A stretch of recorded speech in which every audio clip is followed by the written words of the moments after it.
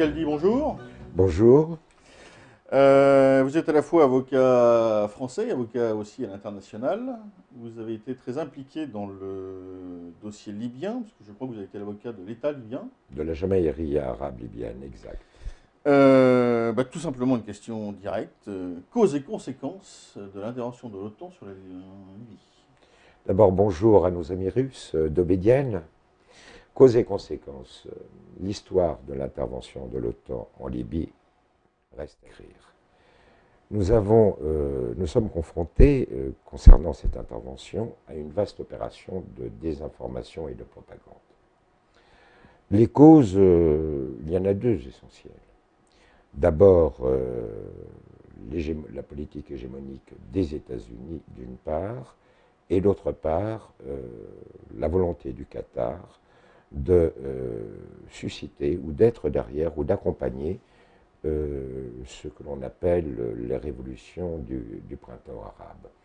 Alors que tout simplement le Qatar soutient les franges les plus extrémistes de l'islam, les frères musulmans, voire même certaines branches affiliées à Al-Qaïda. Et ce que je regrette dans le cadre de cette intervention, c'est que la politique française a été une politique de suivisme. Mais ce n'est pas étonnant. Le président de la République, que l'on avait présenté comme l'héritier du général de Gaulle, Jacques Chirac, est le président de la République qui a réintégré l'OTAN. Nicolas Sarkozy, présenté comme l'héritier de Jacques Chirac et de la politique gaullienne, est le président de la République qui a réintégré le commandement unifié de l'OTAN. Il n'y a pas de raison d'être. L'OTAN n'est qu'une séquelle d'une guerre froide, qui n'a plus de raison d'être. Donc, en intégrant l'OTAN, la France est devenue tout simplement un agent de la politique américaine. Est-ce qu'on y a au moins récupéré quelques intérêts Mais non, mais rien du tout. Oui, total, et je vais m'en expliquer. Vous remarquerez d'ailleurs que les mêmes causes produisant les mêmes effets, François Hollande a reçu 3 semaines après son installation à l'Élysée le Premier ministre du Qatar. Nicolas Sarkozy, quant à lui, avait reçu 3 semaines après son investiture l'émir du Qatar. Donc nous sommes très exactement dans le cadre de la même politique à l'égard d'un pays, c'est 150 000 habitants le Qatar, 1 million d'habitants au total, 850 000 étrangers qui n'ont le droit de ne rien dire. C'est-à-dire qu'ils peuvent être expulsés du jour au lendemain, pas de démocratie au Qatar. Cet État minuscule est en train de semer le trouble à l'intérieur du continent africain et du Moyen-Orient.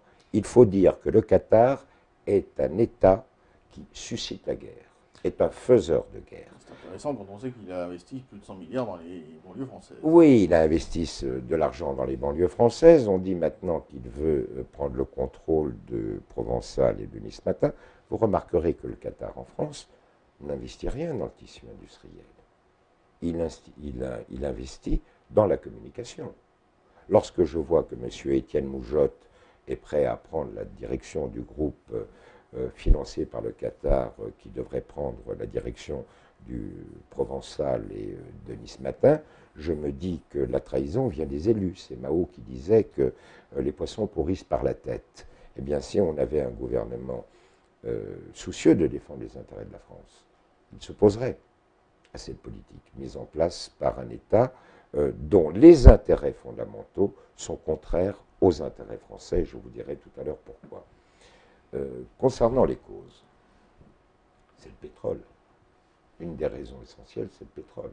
Et pourtant, Total était déjà présent. Oui, mais nous allons revenir justement sur la participation de Total. Le pétrole, pourquoi? Parce que les États-Unis sont confrontés à un problème de ressources énergétiques. Vous savez, l'avantage avec les Américains, c'est qu'ils disent toujours ce qu'ils vont faire. Toujours. Vous avez un rapport qui a été établi il y a quelques années déjà par le National Security Council qui indiquait qu'il fallait absolument que les États-Unis diversifient leurs ressources énergétiques et que à l'horizon 2020, nous y sommes, il fallait absolument que plus de 75% de leurs besoins énergétiques ne proviennent plus du Golfe, mais d'autres parties de l'hémisphère. en particulier l'Afrique d'une part, et bien entendu la Libye. Parce que je vous rappelle que à l'origine, la présence anglo-saxonne en Libye était extrêmement importante. Vous aviez des bases américaines, vous aviez une administration, celle du roi Idriss, qui était sous la tutelle des anglo-saxons, et c'est à l'arrivée du colonel Kadhafi que les Américains ont été obligés d'abandonner leur base, d'une part, et que l'administration a été rendue aux Libyens, et non pas est retirée des mains des anglo-saxons. Alors, concernant le pétrole, vous parliez de Total. À l'époque de Kadhafi, les compagnies pétrolières avaient des quotas d'exploitation. Et ils devaient rétrocéder entre 65 et 85% de leur exploitation à l'État libyen. Une partie de cette exploitation étant introduite dans le marché intérieur afin que le prix du gasoil et du pétrole soit extrêmement bas. Les zones étaient contrôlées, la production était contrôlée, car la Libye tenait essentiellement à préserver ses ressources énergétiques, de ne pas les brûler trop rapidement. Depuis la chute du régime de Kadhafi, que se passe-t-il? Il n'y a plus aucun contrôle. Je vais vous donner un exemple, ce n'est pas moi qui l'ai donné.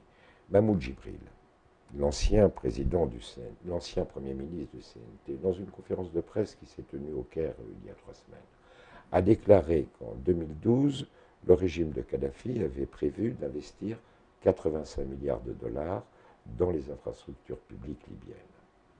Et il observait que depuis la chute de Kadhafi, il n'en avait rien été. Il a posé la question, où passe l'argent du pétrole?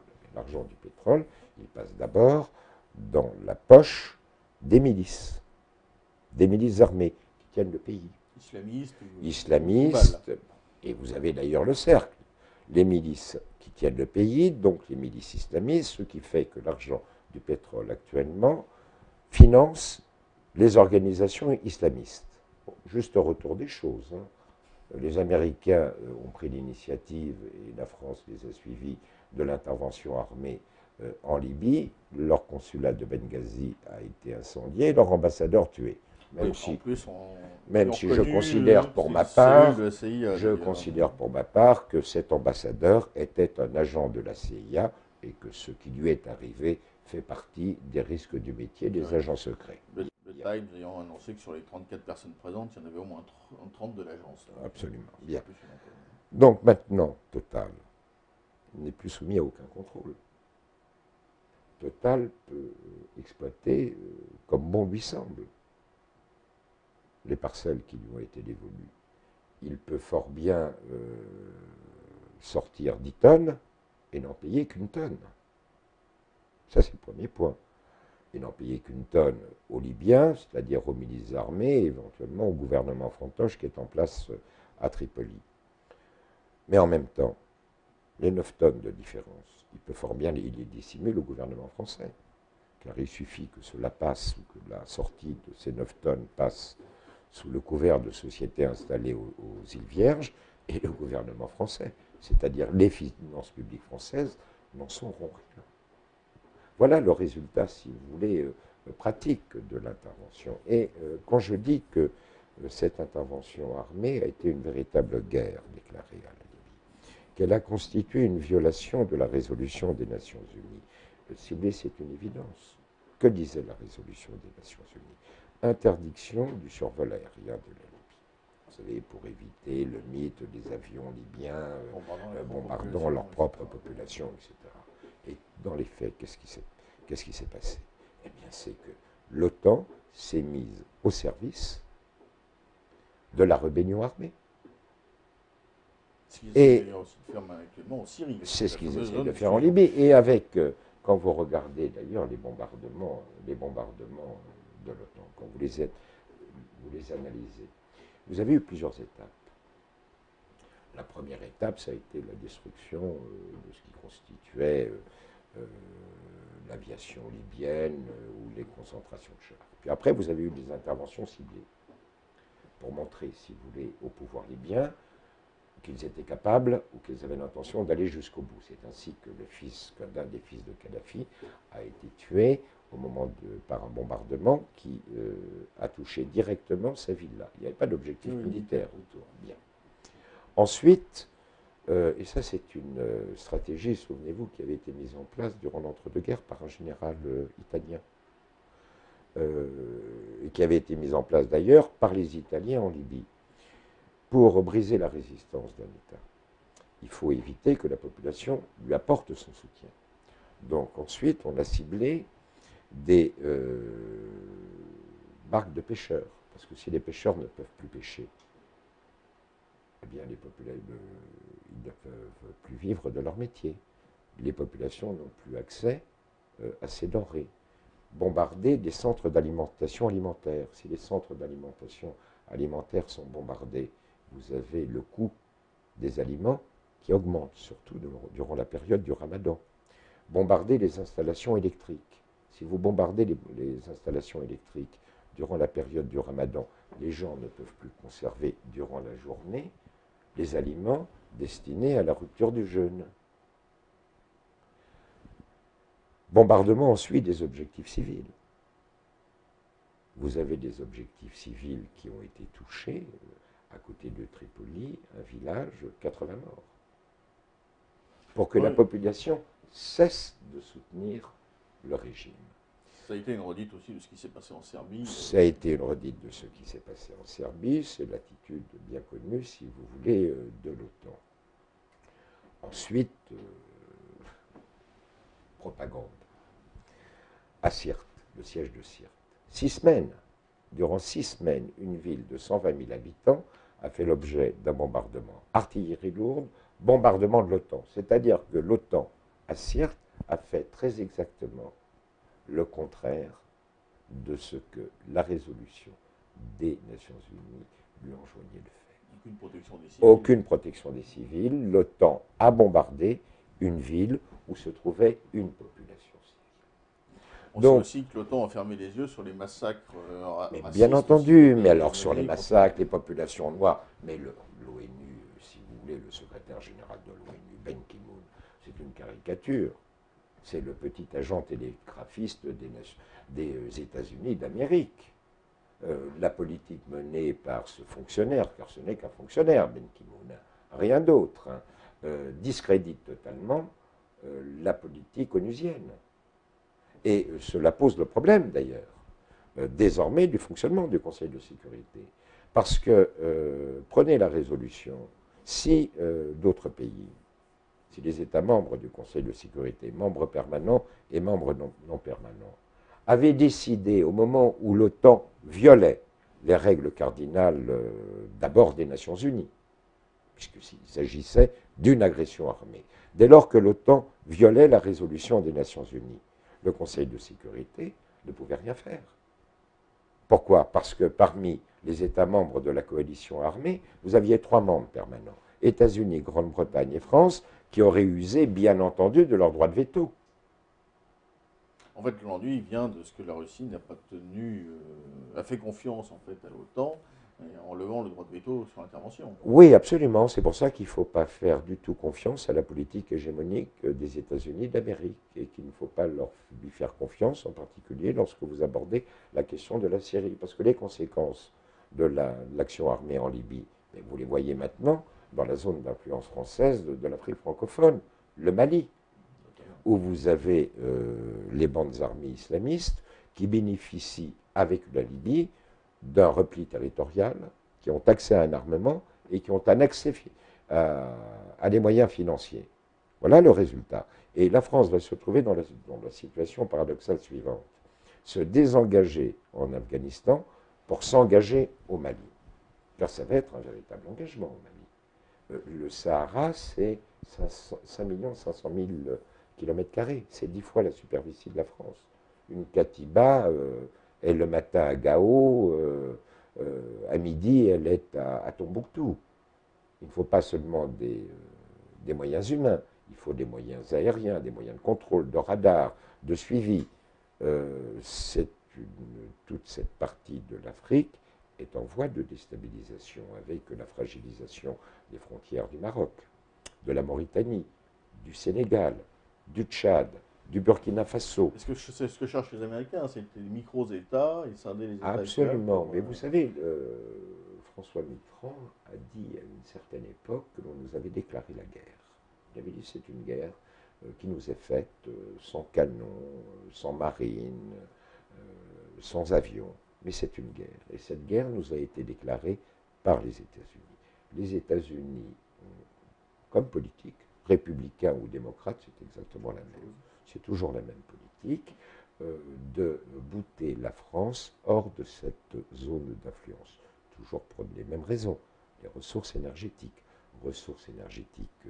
du Tchad, d'une part, ressources énergétiques dans un autre domaine, l'uranium du Niger, ressources énergétiques du golfe de Guinée. Et vous remarquerez d'ailleurs dans le golfe de Guinée que les États-Unis se livrent à une guerre sourde contre le président Obiang, car le président Obiang a commis à leurs yeux deux erreurs fatales, c'est d'avoir signé des contrats avec des consortiums russes d'une part et des consortiums chinois d'autre part. Alors si l'on ne prend pas à bras-le-corps cette politique hégémonique des États-Unis, si la France ne retrouve pas son indépendance nationale, eh bien c'est l'ordre et la paix et la sécurité internationale qui, à terme, vont être mises en danger. Prenez l'exemple de la Syrie. Vous avez raison. La politique américaine vise à faire des micro-États. Parce que quand on fait un micro-État, on a beaucoup plus d'influence. Qu'est-ce qui se passe en Syrie? C'est le même processus, derrière lequel vous retrouvez de nouveau le Qatar, qui est un État faiseur de guerre, je le dis. Il faudrait peut-être un jour qu'on se préoccupe de remettre les pendules à l'heure avec le Qatar. On ne peut pas impunément donner des leçons de droit et de démocratie au monde entier, alors que dans le même temps, on soutient l'émir de Bahreïn et l'Arabie saoudite qui le soutient, alors que cet émir est en train d'opprimer 75% de sa population, puisque 75% de sa population est chiite. Bien. Et micro-État ou zone d'influence résultant de l'exacerbation des tensions. Les premières victimes vont être les musulmans.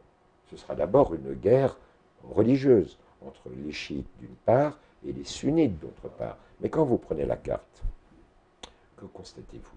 50% de la population du Koweït est chiite. 35%, 30% de la population du Yémen est chiite. Vous avez 20% de la population d'Arabie saoudite qui est chiite. Et en plus, cette population se trouve concentrée dans les zones où se trouve l'exploitation pétrolière. Donc les États-Unis, qui ont des experts, avec cette projection de la situation géopolitique, est bien mise sur l'exacerbation des tensions religieuses pour que des conflits qui s'ouvrent leur permettent d'asseoir leur autorité. Parce que s'ils avaient, quand ils ont en face d'eux un État fort, comme l'Iran, la discussion est faible. L'Iran dit fort légitimement, mais pourquoi n'aurais-je pas accès à l'énergie nucléaire? Vous avez permis au Pakistan d'avoir la bombe nucléaire. Bon. Et pas me dire que le Pakistan est un pays qui donne toutes les garanties concernant la paix et la sécurité, n'est-ce pas? Bien. En même temps, vous savez quel est le rôle trouble joué par le Pakistan concernant l'aide et l'appui apportés aux talibans et à certains... Voilà. Bon, ça c'est tout à fait clair. Les Iraniens disent, mais pourquoi n'aurions-nous pas accès à l'énergie nucléaire? Leur opposer quoi? La sécurité d'Israël? Regardez une carte. Et pourquoi? Parce que l'Iran est en passe de déclarer la guerre à Israël? C'est pas vrai. Mais tout ça, c'est le faux nez de la politique américaine qui vise à avoir la mainmise et le contrôle sur toute la région. Alors que si l'Iran devient une puissance régionale, je vous renvoie ici à ce que je vous disais sur l'importance de la communauté chiite au Moyen-Orient et que vous retrouvez au Liban où elle représente environ désormais 30% de la population. Et qu'au lieu d'agiter le spectre de la guerre, on ferait mieux d'avoir une politique de dialogue plus raisonnable avec l'Iran pour savoir quelles sont les solutions les plus adaptées et conformes à l'intérêt de tous, c'est-à-dire à l'intérêt de la paix et de la sécurité internationale. Concernant la Syrie, on est dans ce cas de figure. Le faiseur de guerre, le Qatar, appuyé par les Américains, alors là, la politique française. Mais vous savez que la politique française, depuis François Mitterrand, alors que je ne suis pas un homme de gauche, mais François Mitterrand était un homme d'État. C'est le dernier que nous ayons eu d'ailleurs. C'est le dernier que nous ayons eu d'ailleurs. Bien. Ce sont les médias qui sont à l'origine de notre politique internationale. Médias qui sont la propriété exclusive de groupes financiers, groupes d'armement. Il faut savoir que 80% de nos journalistes sont de gauche, qu'ils véhiculent toutes les idées reçues sur le droit de l'homisme sans tenir compte de la conscience collective des peuples et de la culture historique des peuples, et puis qui, en réalité, travaillent à partir de quoi? De Al Jazeera, dans cette partie du monde. Ce que dit Al Jazeera, qui est le véhicule du Qatar. Bien, avec des instruments, avec une politique non plus de communication de l'information, mais une politique propagandiste. Alors, vous savez, on n'arrête pas de dire la liberté d'expression n'existe pas en Chine. Mais est-ce qu'elle existe avec une presse occidentale où les faits sont soit altérés ou au mieux cachés et dissimulés? Je vous rappelle qu'au moment de la chute de Tripoli, quand même c'est exceptionnel, la BBC a passé une scène en disant « Chute de Tripoli, la population libyenne s'est massée place verte pour fêter la chute de Kadhafi, la chute de Tripoli. » Écoutez, c'est un film. Le film qui est passé en Inde. C'était des Indiens. Des Indiens, parce que non pas seulement ils avaient le type indien, mais parce qu'il y avait des drapeaux indiens. Et c'est passé à la BBC. Mais c'est de la propagande. Nous sommes dans le domaine de la propagande. Donc, nous avons une politique qui n'est pas une politique. Et que se passe-t-il en Syrie? Vous avez le même phénomène qu'il y avait en Libye, vous avez des groupes djihadistes, vous avez de l'armement qui est envoyé aux rebelles syriens, armement qui vient financer l'Arabie saoudite, le Qatar, fourni par les Américains. Si maintenant la Syrie bascule, si le pays est morcelé, quelle va être la situation dans toute cette partie du monde? Le Liban, de toute façon, tombe. Le Liban, exactement. Et c'est l'effet boomerang. Ceux qui visent avant tout à protéger le droit à l'existence d'Israël vont avoir d'énormes problèmes. Car lorsque Israël aura en face de lui, à sa frontière nord, une frontière tenue par des mouvements tels que le Hezbollah, ce qui est le cas actuellement, lorsque vous aurez ces frontières sur le Jourdain qui seront tenues par des groupes islamistes, lorsque vous avez déjà le Sud avec l'Égypte et les frères musulmans, c'est à ce moment-là que la question du droit à l'existence d'Israël va se poser. Et qui va être à l'origine de cette question? Et qui va être à l'origine du risque de conflit mondial que cette situation risque d'engendrer? Les États-Unis. Et ça a l'air d'être extrêmement rentable, parce qu'on parle aussi, par exemple, pour les avoirs libyens. Oui, alors il y a deux choses, si vous voulez. Alors il y a deux choses. D'abord, il faut savoir que les États-Unis ont besoin de cette politique de tension. Ils en ont besoin parce que l'économie américaine est fondée sur l'état de guerre. Il faut que les Américains construisent des bateaux, il faut que les Américains construisent des avions militaires, il faut qu'il y ait un budget de la défense extrêmement important. L'économie américaine en a besoin. Ça, c'est le premier point. Et puis, ça lui permet de mettre la main sur des sommes considérables. À la suite du gel des avoirs du régime de Kadhafi, qui avait été prononcé par une des résolutions du Conseil de sécurité, les États-Unis ont gelé 185 milliards de dollars. Et ils n'ont toujours pas réglé les 45 milliards de dollars de dettes qu'ils doivent au titre du pétrole, commandés et livrés mais non payés. Faites le compte, 230 milliards de dollars. Est-ce que vous croyez que la machine à billets du dollar pourrait supporter une telle ponction? C'est exactement la même chose pour l'Europe. Hein. L'Europe a gelé des avoirs du régime de Kadhafi. Nous sommes en 2012.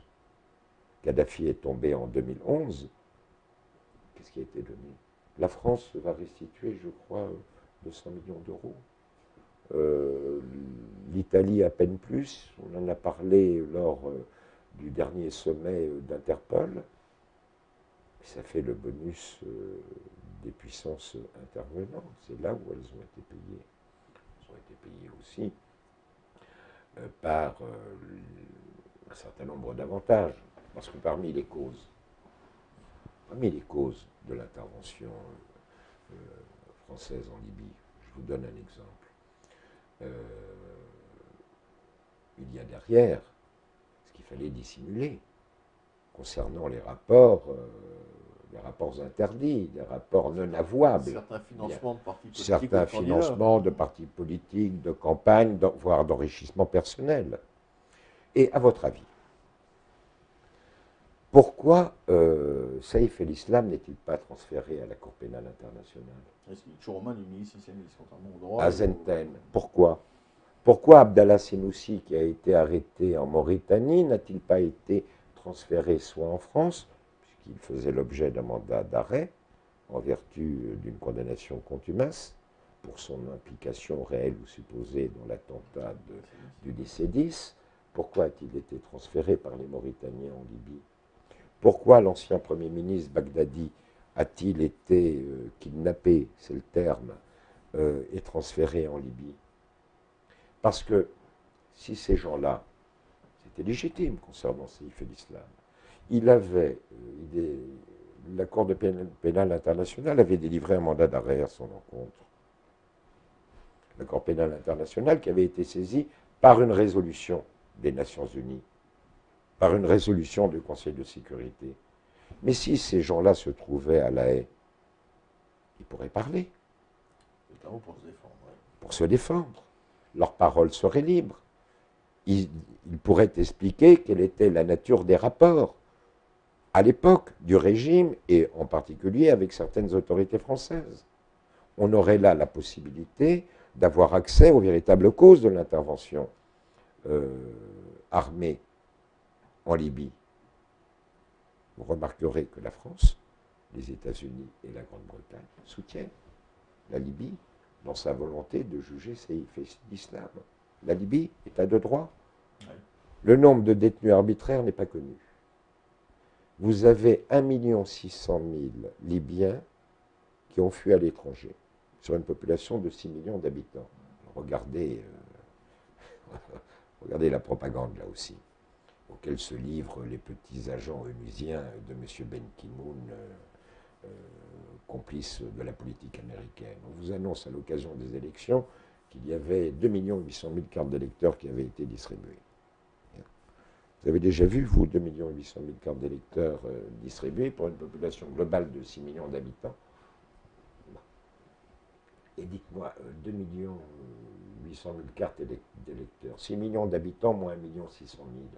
Vous avez 1 600 000 Libyens à l'extérieur. Vous en avez plus de 500 000 en Tunisie, vous en avez 900 000 en Égypte, et le reste se trouve entre le Niger, le Mali et le Maroc. Bien. 6 millions moins 1,6 million, 4,4 millions. Comment pouvez-vous distribuer 2 800 000 cartes d'électeurs alors que vous n'aviez en réalité que 4 400 000 habitants, sachant que tout le Sud échappe au contrôle de Tripoli, puisque ce sont les Toubous qui désormais gouvernent aussi. Voilà. Alors quelle est la solution que la France doit sortir de l'OTAN? Mais écoutez. On nous serine tous les jours l'Europe. Bon, l'Europe. Bien. Il n'y a pas de puissance sans défense propre. Ce qui explique aussi les volontés de réarmement de la Russie et de la Chine. Il n'y a pas de défense sans puissance propre. Parler de l'Europe entité politique est une illusion. On se moque de nous. Vous n'avez pas de politique de défense commune. Vous n'en avez pas. Pourquoi? Parce que l'Europe n'a pas de défense autonome. Donc, l'Europe est intégrée à l'OTAN. Ce qui fait qu'en matière de défense, l'Europe est soumise au diktat des Américains. Commençons, retirons-nous de l'OTAN, que les pays européens se retirent de l'OTAN, ça n'a aucune raison d'être. Aucune. Et mettent en place les bases d'une véritable défense européenne. Là, les choses auront le mérite de la clarté. Parce que dites-moi, quel est l'intérêt? Regardez l'OTAN, qui sont les pays de l'OTAN? Quel est l'intérêt de la France là-dedans? Quel est l'intérêt de l'Allemagne? Il y a le Canada? Quel est l'intérêt? Oui, il y a la Turquie. Bon, la Turquie, bon, alors, quel est l'intérêt? Quel est l'intérêt? Et, en revanche, puisqu'on parle de l'Europe, plutôt que de nous parler de la Turquie, n'est-ce pas? Eh bien, regardons une carte et tournons-nous naturellement vers ce qui constitue, vers les pays qui font partie du bloc européen, du socle européen. Privilégions les rapports avec la Russie. L'on cherche de nouveaux marchés. Eh bien que l'on se tourne vers la Russie, nous avons un marché exceptionnel à 3 heures de vol. 3 heures de vol de Paris. On parle de politique de la désindustrialisation de la France. Voyons avec les opérateurs russes dans quelles conditions ils peuvent nous aider à faire obstacle et à mettre un frein à cette désindustrialisation, ce qui évitera à nos entreprises de se délocaliser en Inde, demain en Chine, comme elles le font, dans les pays du Maghreb. Voilà une véritable politique, une politique d'indépendance nationale et une politique conforme à la construction européenne. Parce qu'entre vous et moi, nous sommes quand même plus près de Moscou que d'Ankara.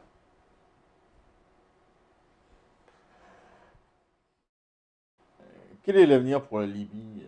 Vos recours actuellement pour, Bon, mais quel est l'avenir pour la Libye? L'avenir pour la Libye, j'allais dire, quel est l'avenir de cette partie du monde? Si la Syrie ne tient pas, ben, il faut une véritable campagne d'information sur les véritables enjeux de ce qui se passe en Syrie. Parce que tant que ce qui se passe en Syrie sera soumis aux diktats des médias occidentaux et aux phénomènes propagandistes, je pense que la situation n'évoluera pas. Elle ne pourra évoluer que s'il y a un véritable travail d'information et de communication. Les Syriens sont peut-être les premiers responsables de cette absence de communication. On n'entend que la voix des gens de l'opposition, on n'entend pas la voix des responsables nationaux expliquant quelle est la situation réelle sur place d'une part et quels sont les enjeux. Ça, c'est le premier point. Alors, sur la Libye, vous avez là une gangrène qui risque de s'étendre. Fragilisation du pouvoir tunisien. Vous avez nada. Et vous avez vu désormais que dans le paysage politique tunisien et public tunisien, vous aviez une place de plus en plus grande qui était occupée par les salafistes. Vous avez l'Algérie qui tient. Vous avez le Maroc qui tient. Donc, vous avez le Sahel qui est en voie d'extrême fragilisation avec les milices islamistes. Ce n'est pas seulement les milices islamistes qui occupent plus de la moitié du Mali. C'est qu'en réalité, vous avez des zones d'influence qui s'étendent par exemple au Sénégal, où vous avez depuis quelques années une prolifération des écoles coraniques. Bien. Je lisais aujourd'hui dans la presse quotidienne, titre du Parisien, à l'intérieur, des Européens ont rejoint les réseaux, ont rejoint le Mali. Bon. Européen, vous apprenez que l'Européen en question s'appelle Abdallah Ouattara. Bon, et qu'il est malien. Bon, c'est vrai que le sous-titre en bas, c'était franco-malien. Bon, donc il n'est pas tout à fait européen, le Abdallah Ouattara. Bien. Donc, sur place, ici, sur notre territoire, ce que l'on pourrait appeler des réseaux dormants. Un réseau dormant n'a pas besoin d'être lié maintenant s'il y a une structure.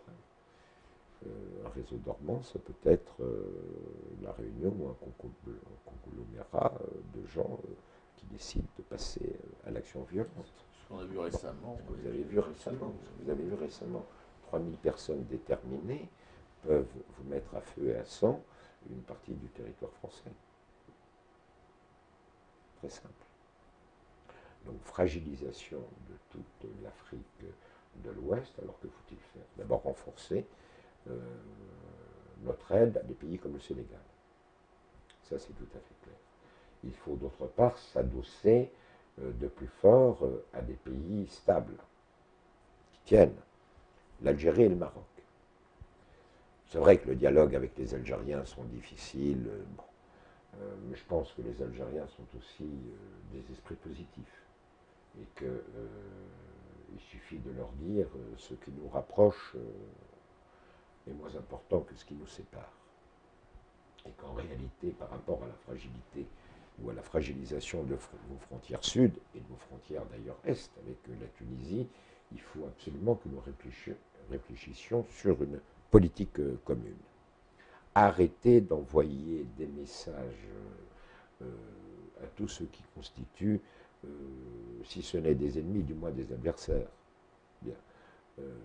La politique menée par Nada en Tunisie est sur le plan économique une catastrophe. La politique de Nada favorise la montée du salafisme. Vous savez, c'est toujours le double jeu. Ah non, nous sommes des frères musulmans, mais on est contre la violence. Bien. C'est pour ça qu'ils ont besoin des salafistes. Si vous voulez, les frères musulmans ont besoin des salafistes. C'est le contrepoint, si vous voulez. Si les salafistes n'existaient pas, les frères musulmans les inventeraient. Donc, avec eux, il faut arrêter toute compromission. La Libye, il faut favoriser une opposition crédible.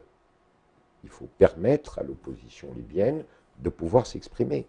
Et il faut également, concernant la Libye, ça ferait commencer, les masques pourraient tomber à partir de ce moment-là, faire en sorte de dévoiler quelle est la véritable situation dans le pays. Vous avez le nombre de détentions arbitraires, on ne le connaît pas. Même l'ONU ne le connaît pas, leur représentant de Ben Ki-moon ne le connaît pas, ne le connaît pas. Il n'y a pas d'état de droit, il n'y a pas de système judiciaire, il n'y a rien. Vous avez les populations noires d'origine subsaharienne ou de nationalité libyenne qui au quotidien font l'objet de sévices et de brimades. Alors qu'on oublie, souvenez-vous d'ailleurs, tiens, petite parenthèse, au moment de l'intervention armée, on disait que Kadhafi avait recruté des mercenaires subsahariens. Bon, écoutez, la population libyenne de race noire représente entre 35 et 40% de la population libyenne. Le ministre de la Défense de Kadhafi, qui a été tué avec lui, était de race noire. Vous aviez au gouvernement de Kadhafi des ministres noirs. Vous n'en avez aucun maintenant. Donc, mettre en exergue la situation, faire mouvementer l'Union africaine.